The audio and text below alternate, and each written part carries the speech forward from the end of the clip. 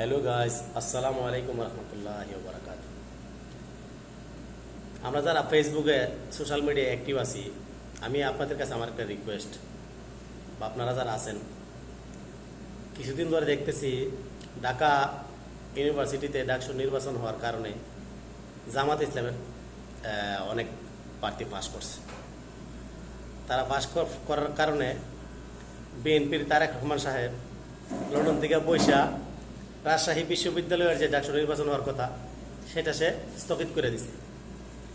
আর একটা জিনিস উনি চিন্তা করলো না, ফ্যাসিস্ট সরকারের বাগানোর পরে দেশ থেকে ওনার যে এত শত শত মামলা ছিল, এত কিছু ছিল, এই মামলা সব নিষ্পত্তি করে দিছে। তাছাড়া ওনাদের অব্যাহতি দেওয়া, যদি সে চায় দেশে আসতে পারবো, সে আসে না। তার একটা পেটে ব্যথা ছিল, হয়তো সে আসে না। কিন্তু সেই নির্বাচনটা স্থগিত করার কারণটা আমরা আজ পর্যন্ত বুঝতে পারলাম না। তবে আমরা এই বাকি আশেপাশে যে ভিডিওগুলো মানুষে বলে বা অনেক বিএনপি নেতারা বলে, এইগুলা পর্যালোচনা করে দেখলাম, যদি রাজশাহী বিশ্ববিদ্যালয়ে নির্বাচন হয়, ডাকসু নির্বাচন হয়, তো নিশ্চিত বিএনপির পতন। উনি এইটারে মনে হয় চিন্তা কইরা নির্বাচনটা স্থগিত করছে। তো আপনারা কি বলেন? আপনাদেরও মতামত দরকার আছে। আর বর্তমানে বিএনপির যে পতন শুরু হয়ে গেছে, এটা বিএনপি বুঝতে পারছে। বিএনপির যে কার্যক্রম, দেশের ভেতরে চাঁদাবাজি, মারামারি, হানাহানি, নিজেরা মারামারি করতেছে, অনেক অশৃঙ্খল শুরু করেছে বিএনপি। তো একটা জিনিস চিন্তা করবেন, দল কখনো দেশের চেয়ে বড় হইতে পারে না। দেশের স্বার্থে আমরা যে বাংলাদেশের যে প্রতিটা নাগরিক আছে, আমরা দেশের স্বার্থে দেশের স্বার্থে, আর নিজেরও তো স্বার্থ পাই। দেশের যদি স্বার্থ হইতে নিজের স্বার্থ, দেশ যদি না থাকে, আপনি আমি থাকবো কই? এই জন্য ফ্যামিলি থাকবো কই? এই চিন্তা করে আমরা মনে করি দেশের স্বার্থে দেশে একটা ভালো কিছু হওয়া দরকার বা করা দরকার। আর এই বিষয়ে আমি মনে করি বর্তমানে আওয়ামী লীগ, বিএনপি, জাতীয় পার্টি, আমরা সবাইই দেখছি, হ্যাঁ, আমরা সবাই দেখছি 54 বছরে তারা দেশের জন্য কি করছে।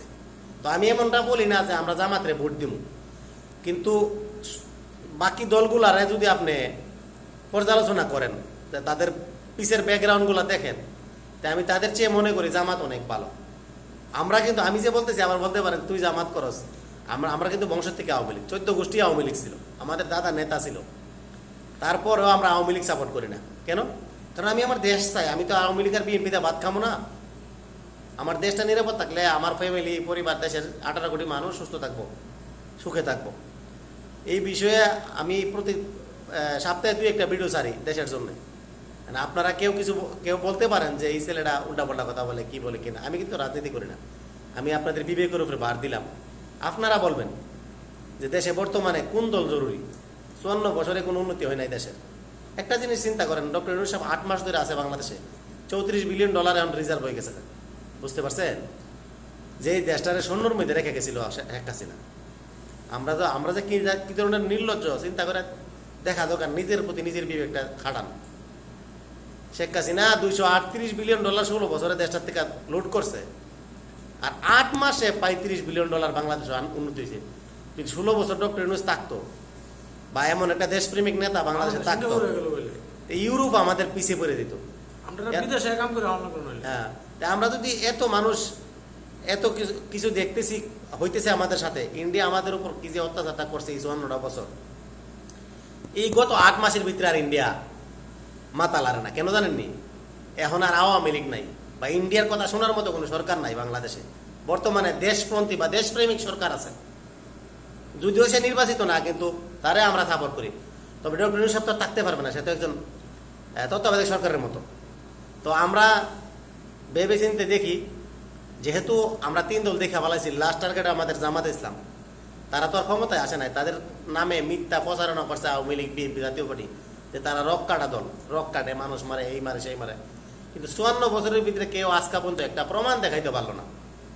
আপনাদের কাছে আমার একটা রিকোয়েস্ট, যদি আপনাদের মনে চায় যে দেশটা আমাদের টিকায় রাখা দরকার, দেশটা যদি তাহে আমাদের ফ্যামিলি থাকবো, তাইলে আমরা জামাতের একবার দেখতে চাই। তো এই বইলা আমি আমার ভিডিও বানাইতেছি, বা আমার পাশে আমার একজন দেশি আছে, সেম, আমিও ব্রাহ্মণবাড়িয়ার, উনিও ব্রাহ্মণবাড়িয়ার, উনিও কিছু বলতে চায়, আপনারা শুনেন। আমি আর কি বলবো, যেটা লিগেল, যেটা সঠিক, কারণ বিবেক বিবেচনা সবারই আছে, মানুষেরই বিবেক বিবেচনা আছে। হ্যাঁ এখন মানুষ বিবেক কইরা বিবেচনা কইরা একবার আওয়ামী লীগ খাইছে, বিএনপি খাইছে, জাতীয় পার্টি খাইছে। এখন আমরা সবাই দেখি জামাত কি করে। জামাত হচ্ছে ইসলামিক দল, সে আল্লাহর কোরআন মাইনা চলে।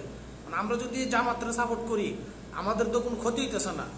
জামাত দেশ একবার চালাক না, যদি 5 বছর সে ভালো না চালাতে পারে তাইলে 5 বছর পর আমরা তারা চেঞ্জ করবো, সমস্যা কি? অবশ্যই। তো এটাই আমার বক্তব্য। আমরা একবার জামাতরে চাই বা দেখি জামাত কি করতে পারে, সুযোগ একবার দেই আমরা জামাতকে, এই আমার বক্তব্য। আপনাদের কাছে আমার একটা রিকোয়েস্ট, আমরা প্রবাসে থাকি, একটা সময় প্রবাসের 90% মানুষ বিএনপিরে ভোট দিত, বিএনপিরে সাপোর্ট করতো, বিএনপির জন্য মারামারি বলে গেছিল সব প্রবাসে। আমি আমার 16 বছরের এক্সপিরিয়েন্স আমি বলতেছি। আর বর্তমানে 99% মানুষ জামাতের সাপোর্টে আছে। জামাতের যারা আছেন আপনাদের কাছে আমার একটা রিকোয়েস্ট, আপনারা বই করেন না, আগে যান। আমরা 99% প্রবাসী আছে আপনাদের পিছনে। রাইট। আমরা আমাদের দেশ চাই, আমরা কোনো দল চাই না। কিভাবে দল চাই? আওয়ামী লীগের এক লোক 460টা বাড়ির মালিক হয়, ভূমি মন্ত্রী, তার নামটা আমার মনে নাই। একজনে যদি 460টা বাড়ি থাকে, সারা আওয়ামী লীগের নেতারা তারা কি তুলনায় পয়সা মারছে? দরবেশ বাবা দাড়ি কামাই লইছে জানবাসের লিগে। তো এইগুলা চিন্তা করে আপনাদের কাছে আমার একটা রিকোয়েস্ট, আমরা আমাদের দেশ চাই, দেশটাই সবকিছু। মা বা ভাই বোন কেউ কারো উপকারে আসবে না, ঘর এমন একটা সময় আসবে, ঠিক আছে? দেশটা আগে। আমাদের নবী সাহেব বইলা গেছে, যে জায়গায় তুমি থাকো ওই জায়গা তোমার মায়ের চেয়ে দামি। ওই জায়গাটা এই জন্য দামি কারণ তোমার মা তো ওই জায়গাতে থাকবে। আমরা মরলে আমাদের কবরটা বাংলাদেশে হইব, মরে যদি সৌদি আরবে, লাস্টটা কবর বাংলাদেশে পাঠাইব। তাই ভাই আমার দেশের চেয়ে বেশি কাউরে ভালোবাসতে পারি না। আপনাদের কাছে রিকোয়েস্ট, দেশের স্বার্থে কিছু একটা করার চেষ্টা করেন।